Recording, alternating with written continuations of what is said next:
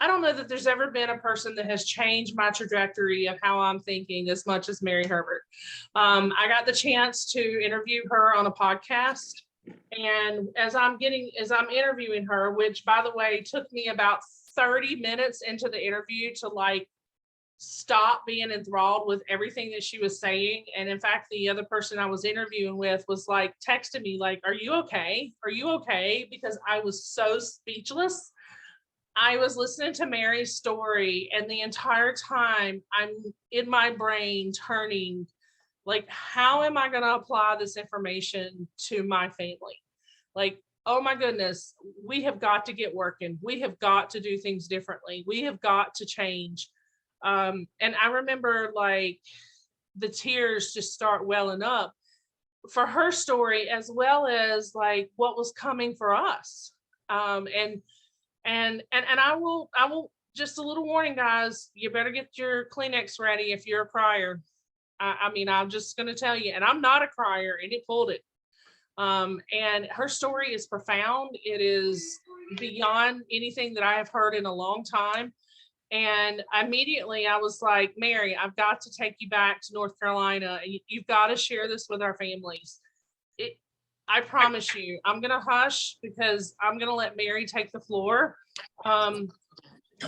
Mary, I don't even know where to start to ask you about your story.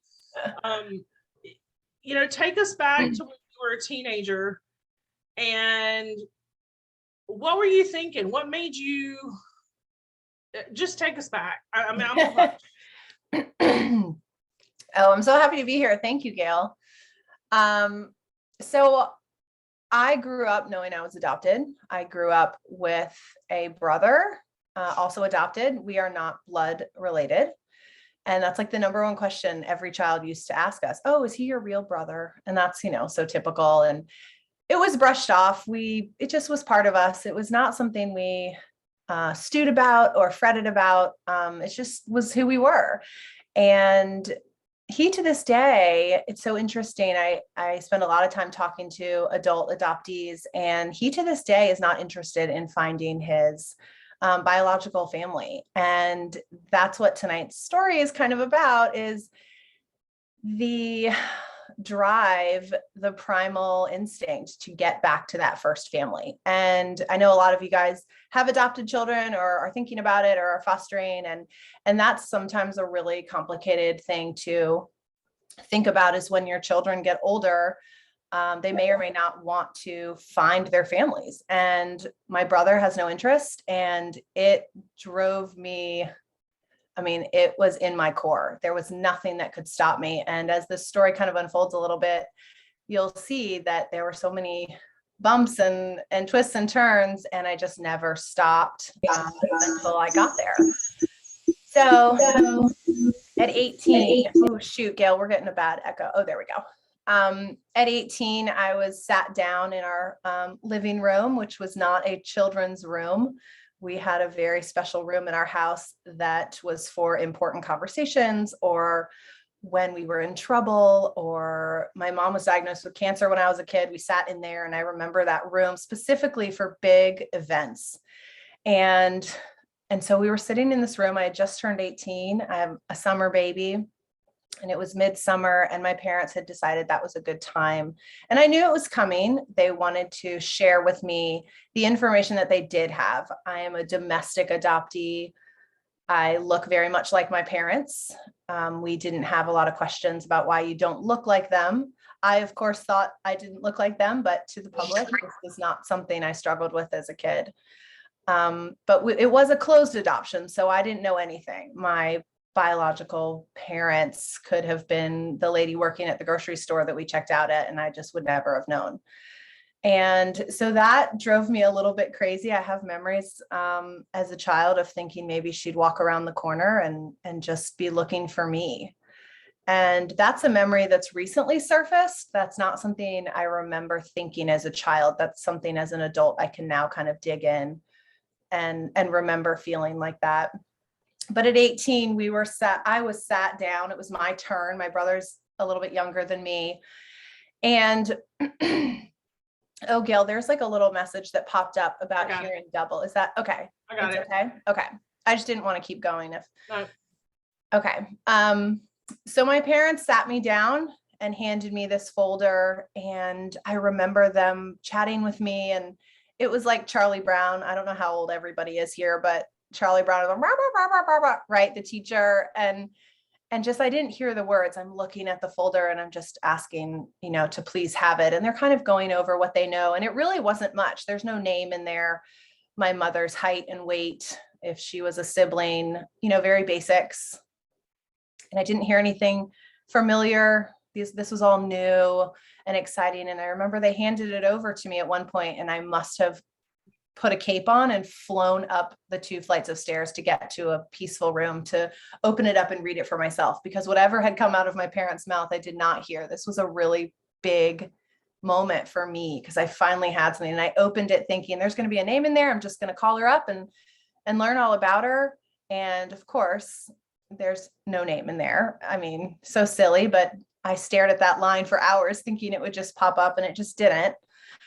So the next steps were to go through the agency, which is obviously the third party that is sort of in charge of the communication between the adoptee. Closed adoptions are closed for a reason. So they don't just hand you the number and let you kind of, mom, there's no communication between us unless it's done through the third party. And that's super frustrating to a teenager. I just wanted to get it done. I wanted to know her. I wanted to see what she was like.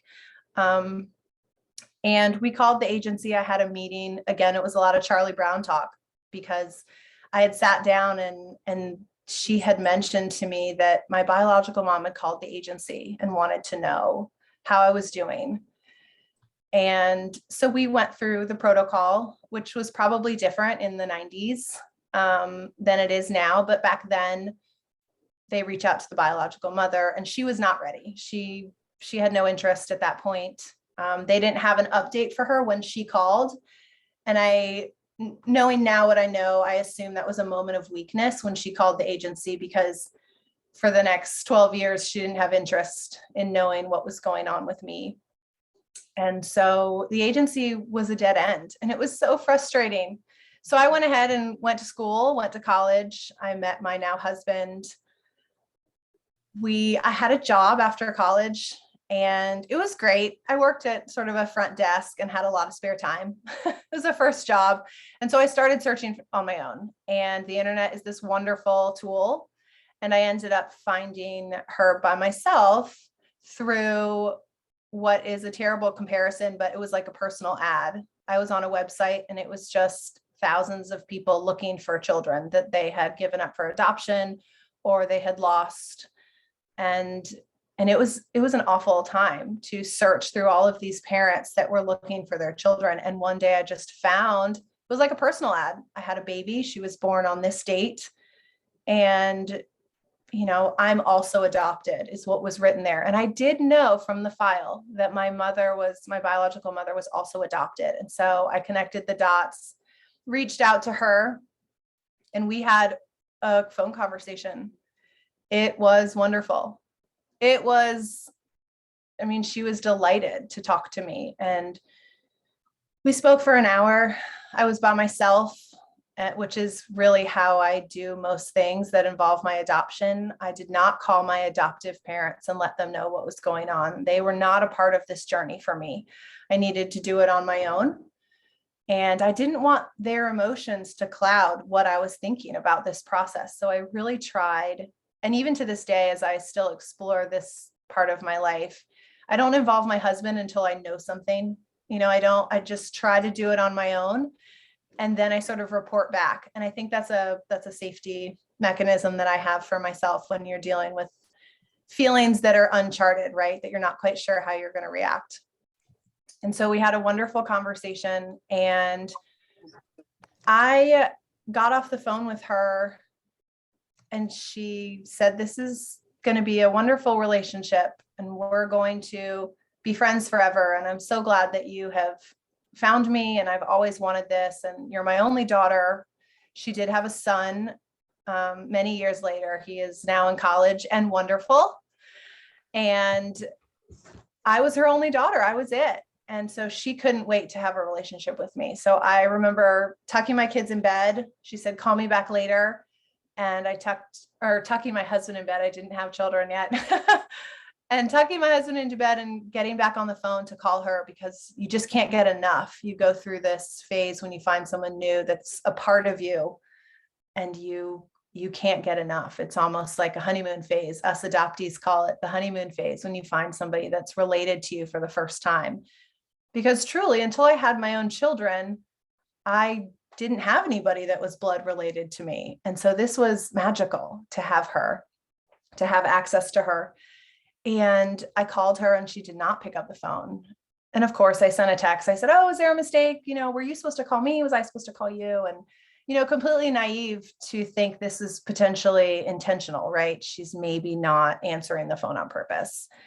And I tried a second time. It was getting a little bit late. I waited till the next morning, called again.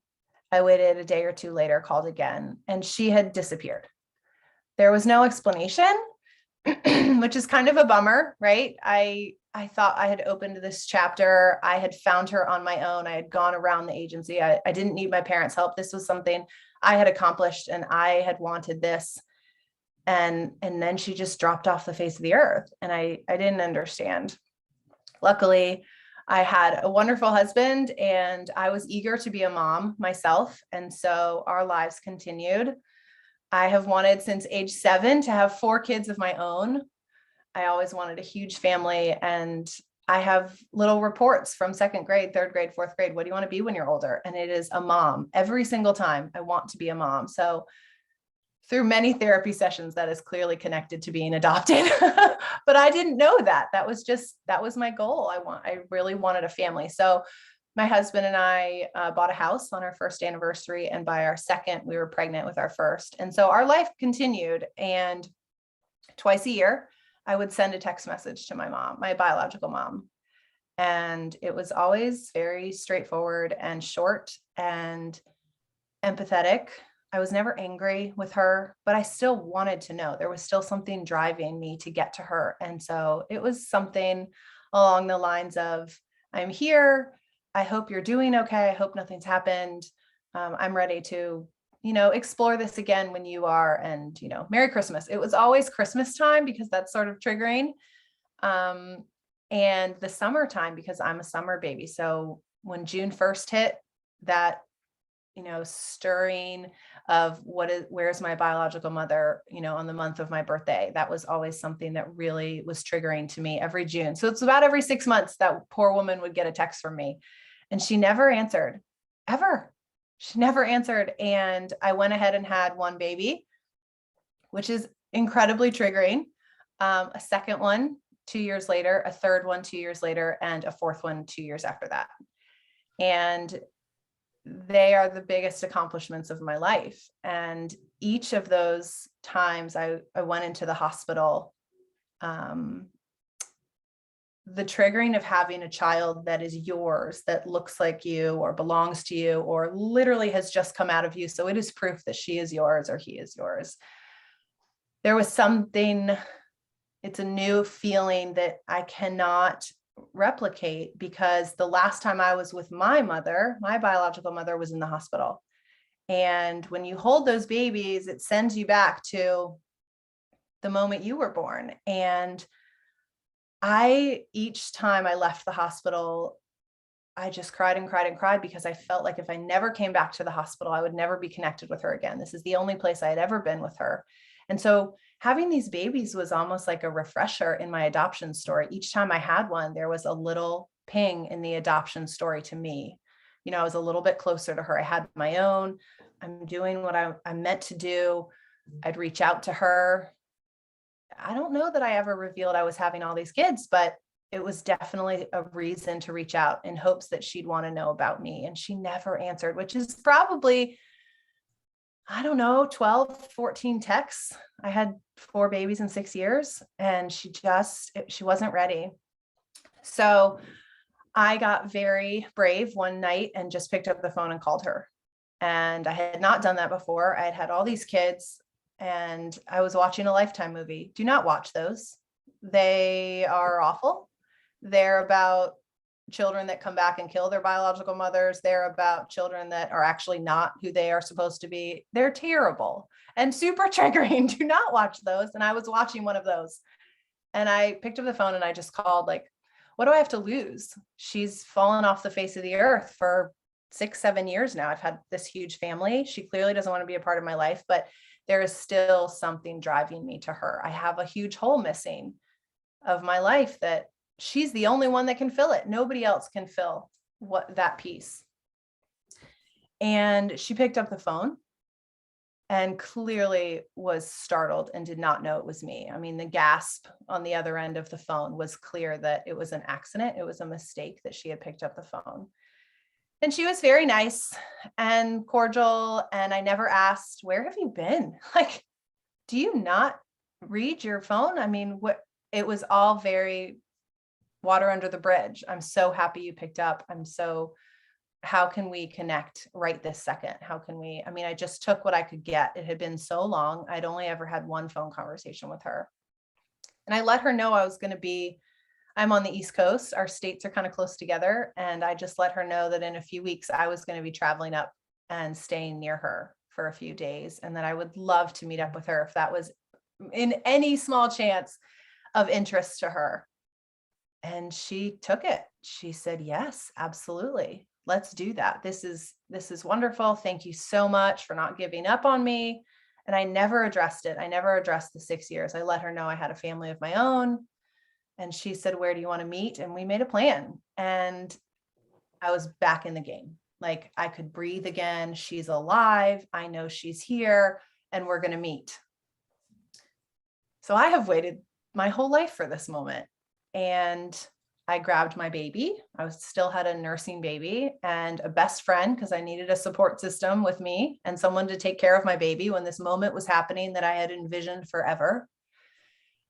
And we got on the train, we went up north, and I cut my hair and bought a new outfit. And this was my mom. I wanted her to see me at my best. I wanted her to see and be proud of who I had become, because that is something I've wanted forever, is her acceptance. You gave me to someone. How did I turn out? Like, is this okay? Did I do it right? Did you make a mistake? Like, is this who you were hoping I would be? So this was a big moment. And I had a friend and I had a baby. So I had to give my baby to my friend, and my friend left the hotel. We were meeting in a hotel lobby, and we were supposed to meet at 2:00. And it was 2:00. I started kind of walking the lobby. We had never seen each other, so I wanted to make sure I didn't miss her. Surely she would sit and wait to make sure I showed up. And I walked the lobby. I waited. It was 2:30. I finally picked up the phone and called, and I just said, hey, I heard there was like a bike race going on in town. Like, are you stuck in traffic? No answer, nothing. And I called my friend and I said, it's not looking great. She's like, just wait. Maybe she's nervous. She's coming. Don't worry. I've got the baby. It's no problem. And I waited for 2 hours and nothing. I mean, to this day, that is one of the hardest parts of this whole journey for me, is I had now sort of displaced myself. I had come to her. I had offered her whatever she needed. I mean, I would have kissed the ground this woman walked on, and she didn't come. And that's something that's not explainable for me to say, that I worshiped this woman. I loved this woman. And she, was acting like this. It's a hard emotion to explain to people. And a lot of people kind of scratch their heads at this part. Like, how could you still feel that way? But it just, Gail, I know I've tried to tell you this emotion, and it's something I just can't explain. So forgive me for not going into that piece a little bit more, but I still am working through that. And so I called my friend, I grabbed my baby again, we stayed the night, and I left the next day on the train to go home. And there was no response to any text or phone call or reasoning or email. I mean, we had each other's communication. And to this day, I don't know why she didn't come. And I never asked again. And so I went home and was pretty upset. I was angry for maybe 24 hours. And I think truly, as I walk through what the next 24 hours were like after that, I think it had a lot to do with outside, my husband being upset for me, my best friend being upset for me. I hadn't told my adoptive parents, just so you put that in the back of your mind. I didn't want them to feel hurt if this didn't work out. And so I went up on the train and did the trip myself, and I was going to let them know how it went afterwards. So I think I told him a couple of weeks later, remember that trip I took up north? Like, this is what I was doing. And my mom's jaw just dropped to the floor. What do you mean? Why wouldn't you tell us you were going to see her and meet her? And what was it like? And I'm like, it was like nothing. She didn't come. And again, that was something I had control of, and I didn't want to hurt my adoptive parents. So I, again, similar to my pattern, independently kind of did that part of my journey on my own.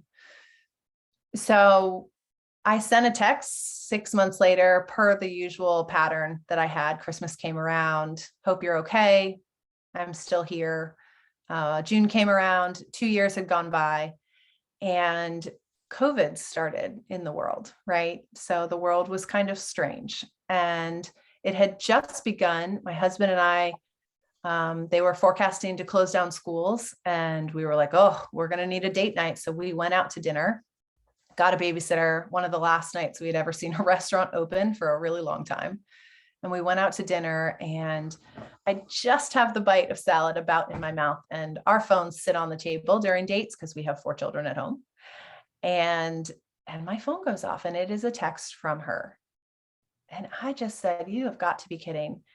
And while there was no anger or, I wasn't upset, I was excited to read it. The text was not from her. It was from her phone, but it was from her significant other. And I say significant other because she and her husband never got married. So forgive me if I say husband as I'm telling this story, but they were not married, but he was very committed to her, and they had been together a long time. And he had sent this message. And before I looked at it, and before I realized it was him, I just kind of looked at my husband across the table and just said, like, do we open it? Like, I'm pretty comfortable with where we are right now. I tried really hard. I tried my best. And so of course we opened it. How can you not open a text like that on the table that's sitting in front of you? And it is from him. It is from her significant other. And he said, I saw that you had texted her a few weeks ago. She hasn't had her phone. She's really, really sick. She's ill. And she's been in the hospital about 45 days, which was before COVID had even started, right? So she had been in the hospital. This was in March, so January.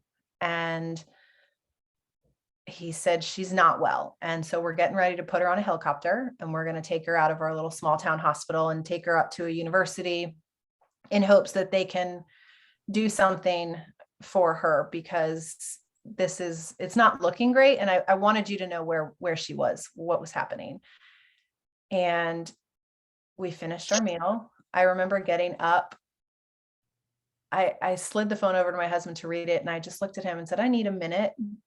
And I remember getting up and walking towards the back of the restaurant to the bathroom. And then I turned around and came back, and I'm like, you know what? I don't need a minute. I'm going to go ahead and enjoy my food, and I'm just going to talk about it with you. I'm not going to handle this one on my own. Let's have a conversation.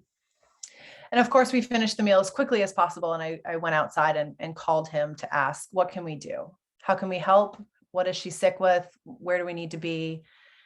And I remember some shock on the other side of the phone from him. And he says, what do you mean? Like, what can you do? She's ill. And I'm like, well, if she's really ill, like, I match in blood, I match in all kinds of things. Like, do you need something? How can I be helpful? Like, this is my chance. This is my chance. She's in a hospital. She's really sick. I've been looking for her forever to help her, for her to love me, for her to need me. And here I am. What can I do? And unfortunately, there wasn't anything I could do. But I got off that phone and just asked to be a part of whatever was happening. And he was so very gracious. And from that conversation on, really included me as part of the family circle. And her family was very, very small. Her circle was very small. She had a son who still did not know about me. And she had her significant other, and she had her mom. And that was it. there were not a lot of other people calling and checking on her. So I made sure that I called every day, twice a day, just to understand what was going on with her procedures. And if this tube was out, if she was bleeding, what was happening. And she was in really bad shape. And so we went through 3 weeks of her being in this coma, and I'd call every day. The nurses got to know me. I mean, it was very nice for them to include me, because typically that's not something people do. But the hardest part of this is I couldn't get to her. She's in a hospital bed and she's stuck. So if I could get to her, I'd be able to run up and sit next to her and meet her. However, it was COVID, so there were no visitors in the hospital. And so she's by herself.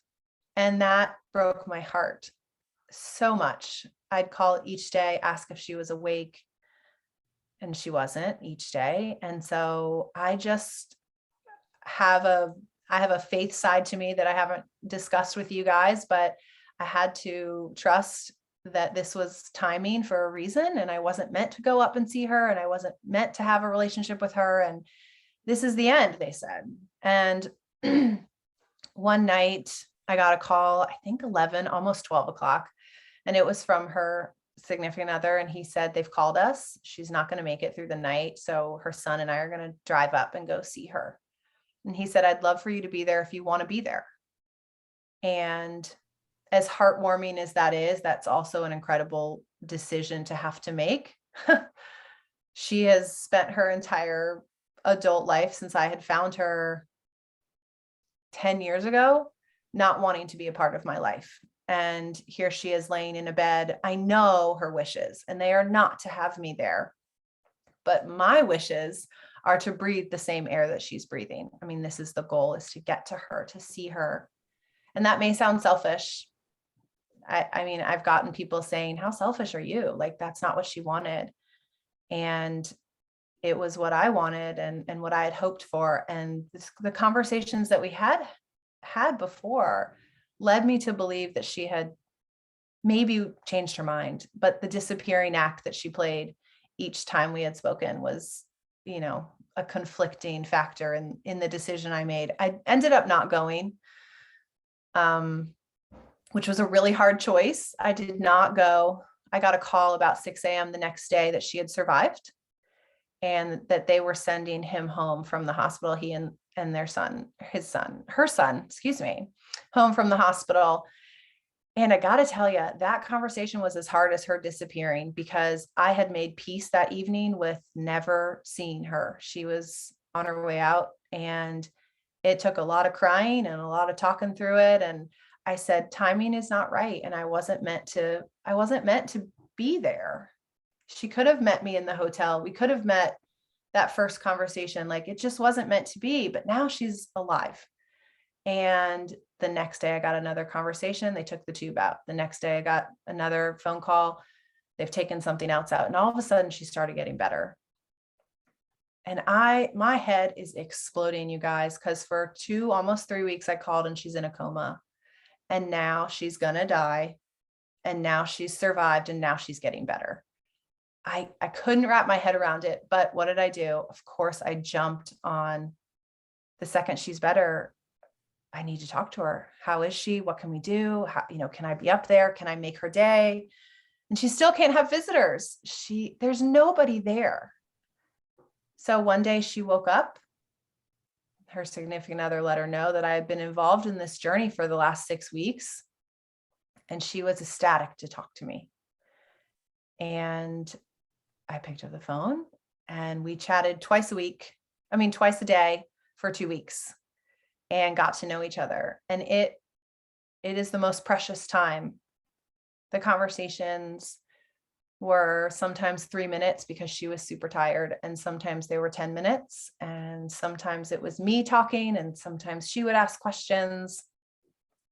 And I've really tried my hardest to write down the conversations that I remember specifically, because each time I spoke, I didn't know if that would be the last time, whether she was going to get ill or decide she didn't want to speak to me again. And so I really played it safe. However, let's be honest, I poured anything she asked me, I poured my heart out and told her. There was no walls up. If she wanted to know about me, I jumped at the opportunity to tell her something about me. And she came home one day. She called and said, I'm checking out. I said, what do you mean you're checking out? Like you're not quite better. I speak to the nurses, and sure enough, she checked out and went home. And I called her the next day, so ecstatic. You're home. We can meet. This is wonderful. I mean, I truly fell in love with this woman over the last 2 weeks of talking to her. All of a sudden we were friends, and she was going to be in my life now. And I called her the next day, and she's at home and she doesn't pick up the phone. And I waited. I called that evening. I waited till the next day and called the next day, and no answer. I finally picked up the phone and called her significant other. Didn't want to be like, you've done a lot for me. I don't mean to be pushy, but I don't understand what's happening. And as awful as this is going to sound to some of you guys, and my apologies, because it still sometimes sounds awful to me, he let me know that she was sick again and she was in the hospital. And I could breathe a little bit, a sigh of relief. And that sounds terrible. It's almost as bad as the line when I tell you I had made peace with her going, a few weeks earlier. But to know that it wasn't her and more secondary rejection, to know that she hadn't made the choice not to pick up the phone again, to know that she was in a hospital being taken care of versus not picking up her phone, that actually felt good to me. And I think that's an important thing to say, regardless of how awkward it may make some people feel. But I cared for this woman deeply now, and for her to express the same rejection as she did before we had gotten to know each other would have been worse in my mind than her being sick and being taken care of in the hospital. So she was back in the hospital a few days later. Unfortunately, they had to move her to hospice and said, she's not going to get better. And the day that phone call came in, you bet your tails that I got in the car and went up to see her. And that is walking into that is a moment that I don't share well as I'm speaking to people, because I'm still kind of walking through that. But there is something about envisioning a meeting and it not going anything like the way you thought that is so humbling. And to put the humbling piece on top of disbelief that you're actually in the room with the person and the last time she saw you was giving birth to you. I mean, it's just, unfortunately, she was asleep. I stayed for 8 hours that day, and she was asleep and never woke up. And I spoke with her, and I got to meet her son, and he's this wonderful human. And he walked in and he said, I can't believe there's someone else like me. He was an only child. And I said, yes, that's me. We're alike. And so he's my blessing. I'm just so thankful for him. And I left that day and knew that would be, the first time seeing her, and also the day I had to say goodbye, because we weren't quite sure. The doctor said she's got a couple days left. And she lived in hospice asleep for almost 2 weeks after I had left, 12, 13 days. And each day I spoke with her son on the phone when he came and visited. So I was part of, that care for her. The two of us would speak together each day. And on day 7, I got an email from Ancestry, or one of the DNA. I don't really want to tell you which one, just because I don't have affiliations with it, but I had my DNA in a bunch of different Ancestry, 23andMe, all of the DNA tests. And I had done it years and years and years ago and had no hits on it. I had pulled it apart. And the timing is just so impeccable, because I got an email from one of those sites, and it was my sister. And I don't have a sister. I have a brother. And I'm talking to him on the phone. And the match is a full sister. And, I think it's a mistake, probably some sort of type error in the matching people department. And the sweet lady that walks me through my DNA, who is a search angel, she's just wonderful. She said, there's no mistakes. There's no typos. People aren't manually entering things. This is your sister. This is your full sister. You share your mother, your biological mother, who you just saw a few days ago, and your father. So of course I reached out immediately to her and felt obligated to tell her what was going on in case she had also been looking for our mother her entire life. And I don't tell my siblings stories just because they're not mine. This is, that's their story to tell. But the next day I received an email and she said, I'm so sorry I hadn't gotten back to you, which let me tell you, when you have a sister somewhere that doesn't get back to you for 24 hours, that feels like 24 days. Okay. That is so long. And she just said, we are sisters. I knew there was one before me. I am adopted. I want to introduce myself and I want to introduce you to my brother, who's also your brother. And I said, oh, you mean the brother I just met? Oh, you know him already?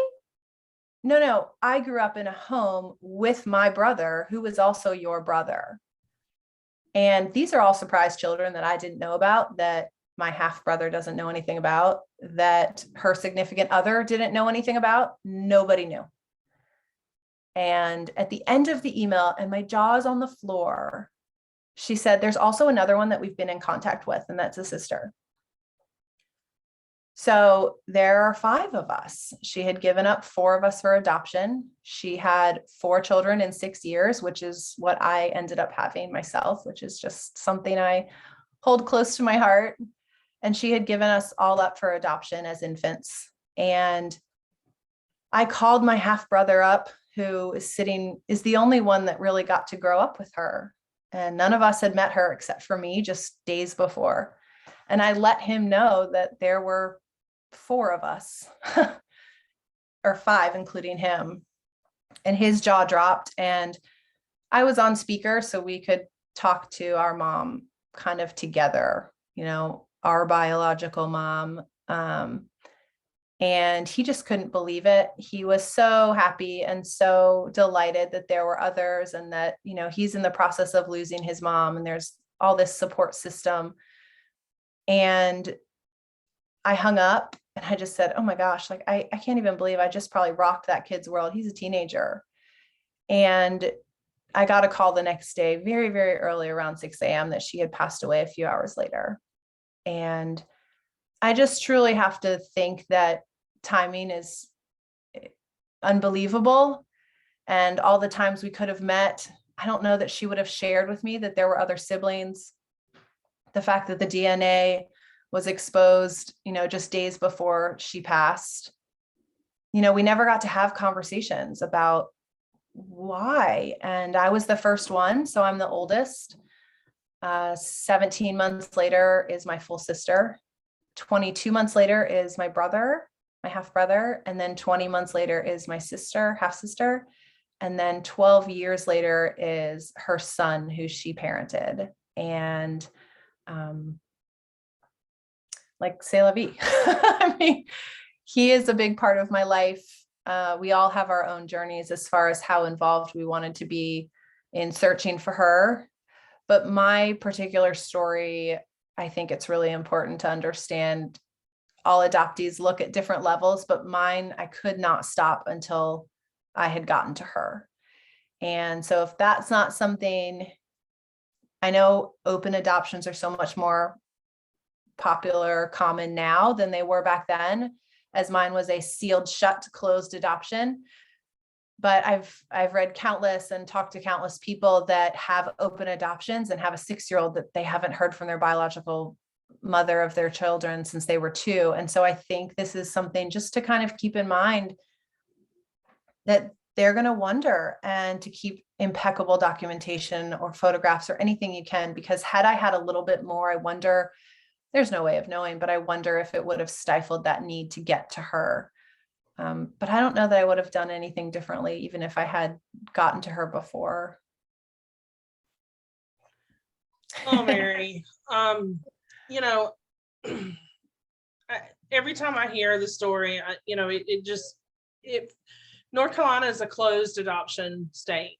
And, I've got a 15-year-old who wants to go find her family, and she wants to know about her family. And, for years I've just said, not yet, not yet, not yet. And I know I'm going to be on that journey with her. And I've got to start preparing. And so, since we talked previously, I've started pulling pictures, and I've started pulling information, and, and I don't want to be the one to paint the picture of the bad situation. I want to give her the facts. I want to give her everything that's there and let her figure this out. And so, there's lots of questions going through my mind. And, when we talked before, the first question that came to my mind was, how am I going to react in that moment? Because I see my 15-year-old going to the other family. I mean, and finding and staying with that other family for a while, and of course we're talking when she's 18. And, the questions, my heart hurts. I'm adopted mom, and I don't want my 18-year-old to leave and those kinds of things. But then when I heard your heart, I mean, it totally changed the way I was looking at it, because her heart is desiring to connect to her family and those kinds of things. And so actually, my child's therapist is online, and she knows exactly the scenario. And I can't wait till she and I can connect and piece together this. But a couple of questions that were asked, now has this journey affected your relationship with your adoptive parents? Yeah, that's the number one question. Everybody always asks me that. I would say initially when I started searching, I mean, even as early as 18, my parents always said, we support you. This is something we'll help you with if you need financially to, go on a trip or find her, or how can we be here for you? Again, I was a super independent. I still am a very independent person. My heart did not want them involved because I knew this was not going to be an easy journey. Had I expressed that to them, I think they would have tried to be more involved, but they didn't even know what was going on initially. So I think if you, and I would never give advice to someone about how to handle their own family, but in my opinion, if my parents had said to me, we know this, that you probably are concerned about our hearts, because I think it truly is why my adopted brother does not go out and search. He does not want to hurt their feelings. Mm-hmm. And that's not, it does not negate what an adoptive parent is to us. It's not even the same realm. It is not in replacement of, it is not instead of, it is not, I want to go live there because it's better. It is just a different beast. And I don't know that my relationship has changed with my adopted parents. I think they were sad either way. They were sad that they weren't involved in the different steps when I went up north and she didn't show up, when she stopped, when she never called back, when she didn't answer those texts. I never updated them and told them. And I think that made them sad that I didn't include them. Mm-hmm. But had I included them, that was my fear, is that it would have made them sad as it unfolded the way it did. So I don't believe it's changed. No, I don't think so. I think we were both just worried about each other. Yep. And that was one of the questions. I mean, that was a roller coaster. I mean, for you to go through, I mean, all those years of no response, but yeah, you continued to reach out. And then when you did have contact, I mean, my heart would have been like, why are you not responding? But that would have scared her away, clearly. And you were slow and steady the whole time about it. And you knew exactly what she needed and when she needed it. And that was what, your persistence is what made it happen. So another question that came in here, and I think, well, you just answered that question. Somebody asked about, what about your dad in all of this? Yeah. So a completely different hour story. So I don't usually include him when I talk to people about this story in particular. I do know who my biological father is. Mm-hmm. When I initially made contact with my biological mom a million years ago, right after we got married, my number one question was, what was it like to give birth? I wanted all the health questions answered. So I did ask her, I said, who's the other half of me? Like, I was really concerned that I was created out of, I needed to understand the circumstance of how I was created, whether it was a high school sweetheart or a bad date or a rape. Unfortunately, that does go through our heads. Was this a terrible experience and our mother took mercy and wanted to give us life? Those things go through our head. If you don't know your circumstances of why you are here, you tend to think the whole spectrum. And so I asked her, and they were high school sweethearts. That is just like a cute little anecdote in the story, but she did give me his name. And, I waited to reach out until she stopped answering, which was, 3 days later. I gave her 3 days to call back and answer back. And then I just went to town and looked for him. And so we do have a relationship. We have met a few times, and we're cut from the same cloth. We're very, very similar, which is wonderful because now she's gone and I do still have a piece of him. So I learn a lot about her through him, which is a blessing. So the 5 other siblings? Yeah, well, so there's 5 of us. I have, a half brother, and he is in college. He's wonderful and a big part of our life. The other 3 are just in different places. They don't have families quite yet. So I think just their mindset is a little bit different than mine. I think it really mattered that I had children of my own, and that had to do with wanting and desiring her so much and wanting to be a mother since a very early age. I think it all kind of ties into why I pushed through for so long and so persistently and so empathetically after all of the, ups and downs. And so my siblings are just on a different path and a different journey. And I'm connected to each of them, but like I said, I don't tend to tell their stories. But we are connected and do the best we can. So I'm gonna put you on the spot. This is one of those questions that we have not rehearsed or anything. Okay. It would be advice to, and I'm gonna say to me, but there's a lot of me sitting in this audience because I know a lot of the parents that are sitting out there as foster and adoptive parents, and what would you say to us as parents that have foster and adoptive kids in our homes, and that we're feeling that twinge of if that's even a word, twinge, or that bit of anxiousness about our kids wanting to know more about their biological families and just nervous. I mean, what would you encourage us to do to begin to support our kids in this journey? I mean, what did you need more of, even from a younger age, to begin this process? And what could I do different as an adoptive parent and a foster parent to help prepare you when you were, 13, 14, 15, so that you could be more successful at 18 and ready to do this together? Ooh, that is a put you on the loaded one.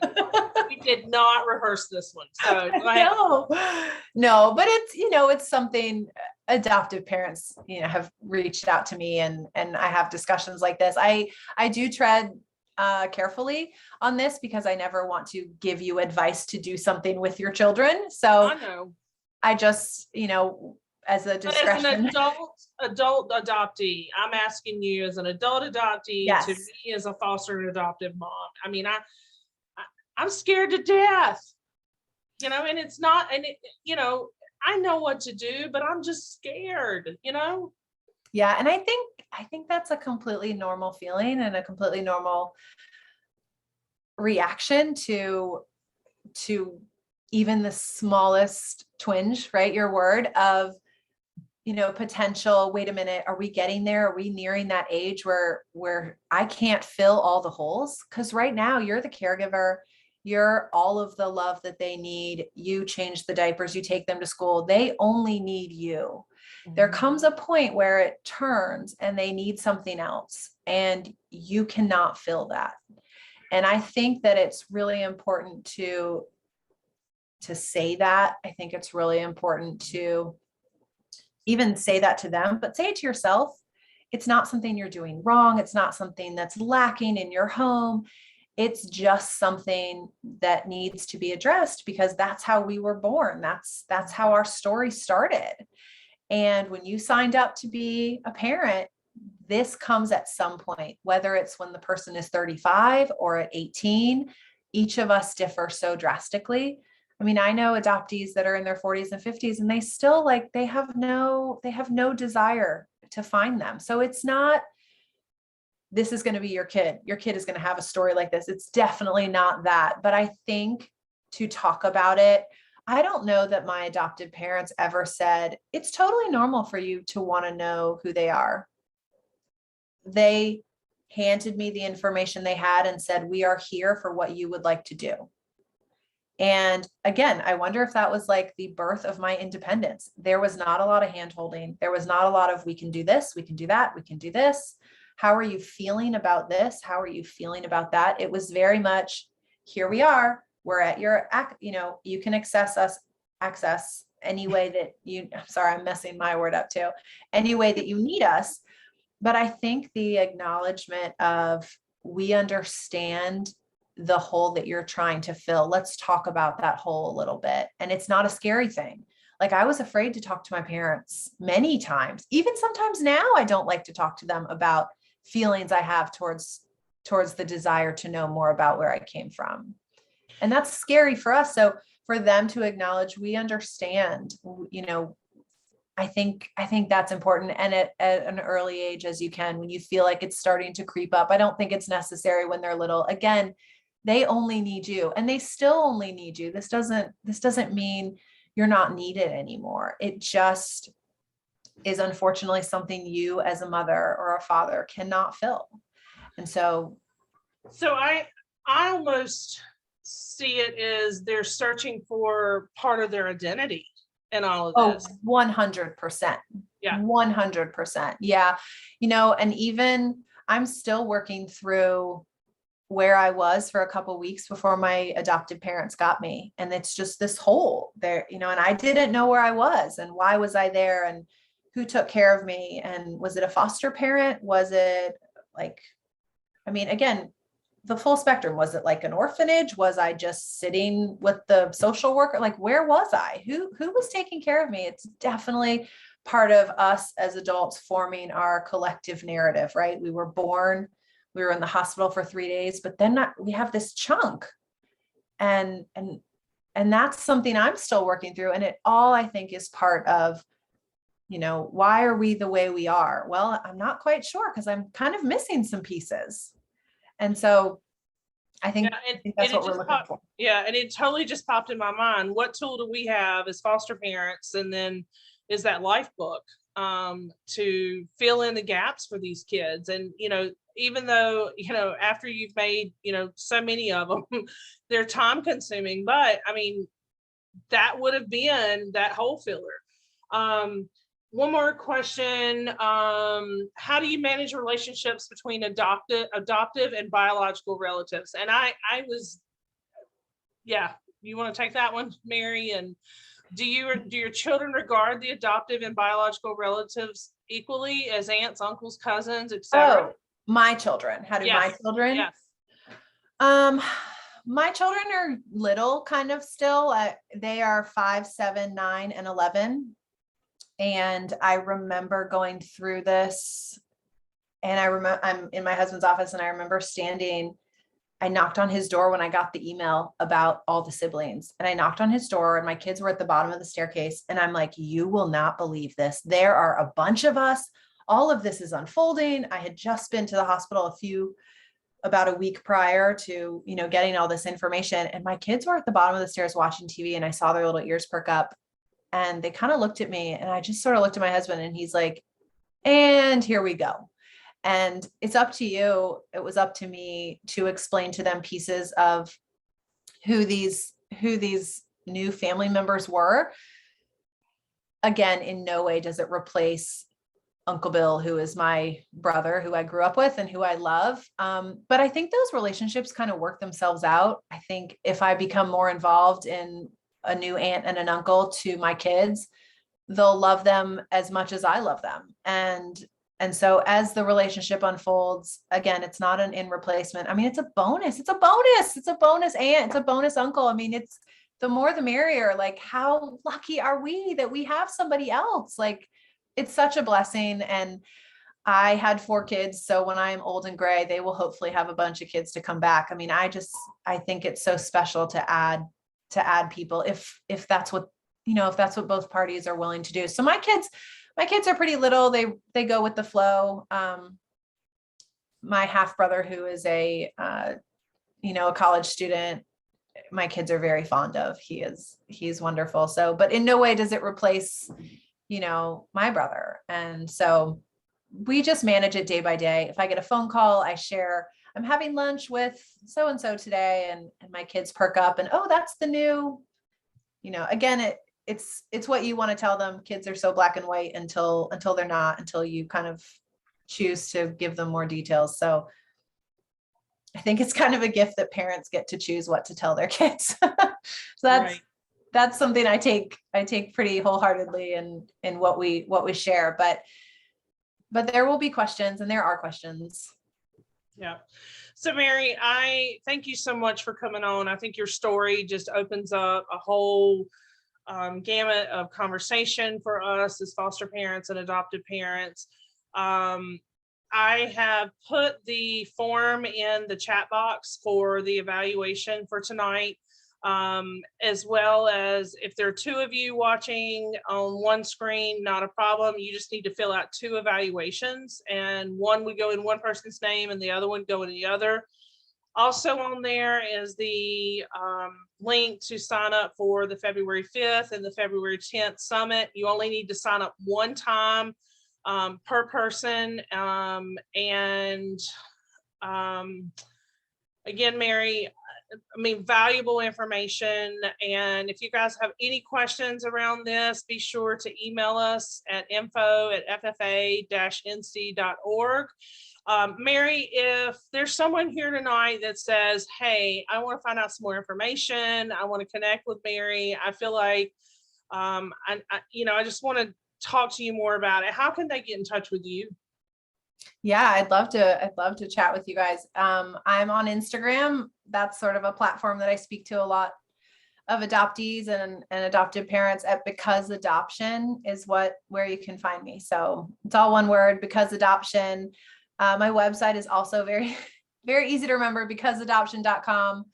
But Instagram is, it's instant. So that would be a great place if you guys had questions or comments or anything you wanted to share. And that's where I am. So Mary, I can't thank you enough. I mean, it's such an important conversation and powerful and exactly. I mean, the comments are starting to come in. I mean, I'm telling you guys, it stopped me in my tracks, and it made me begin to think totally different about how I'm going to do this with my kids. I was living in just complete denial of this was coming up on us. I mean, we were just going to turn 18 and we were just going to grow up and forget this. So, I mean, it's now on my radar. And Dee Dee, I hope you're still on. We got some work to do, girl. Is that your therapist? Yes, we'll call her out.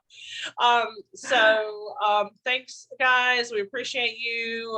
Reach out to us anytime, and have a wonderful weekend. Weekend's coming up, and stay dry and warm. And hopefully we'll make it through this round of cold blast coming. There's someone talking about meeting older siblings. It's so incredibly important.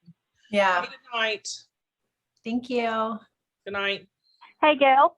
Yes. Could you email us the form that we need to fill out since we were on the phone instead of with chat? Yeah, tell me your email real quick. JCOATES72603 at All right, Gmail. I'll find it from the thing. I got it right here. All right. Okay. Thank you. You're welcome. Good night, everyone. Have a blessed night. Mary, I'll reach out to you tomorrow. Okay, thank you so much. Thank you. Bye. Bye.